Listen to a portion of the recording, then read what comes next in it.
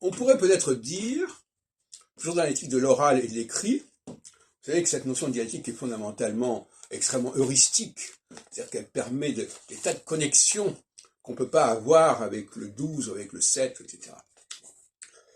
Et je dirais que l'oralité est masculine et l'écrit est féminin, hein, pour simplifier.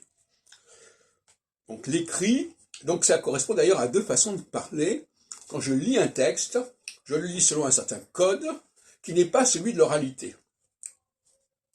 Et d'ailleurs, les gens, quand ils parlent, c'est une chose. Quand on leur demande de lire un texte, ils le lisent autrement que lorsqu'ils parlent. Donc on a dans la façon même de s'exprimer une façon féminine, une façon masculine de s'exprimer selon qu'on est dans l'oralité ou qu'on est dans l'écrit. Et l'écrit, évidemment, a quelque chose de figé, qui est, c'est quelque chose d'un peu mort, si on veut, qui se distingue nettement de l'oral, qui est une notion beaucoup plus mystérieuse.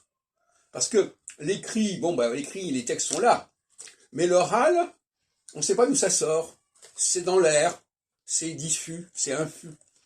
Et il y a quelque chose de tout à fait masculin dans cette donnée comme ça, un peu extraordinaire, de l'oral. Voilà. Et puis alors, il y a des gens qui n'ont connu la langue française que par le biais de l'écrit, sont des étrangers, et ceux qui ont baigné, ce qu'on appelle un bain de culture, qui ont baigné dans la culture française dès leur naissance, eh bien, ils sont dans l'oralité.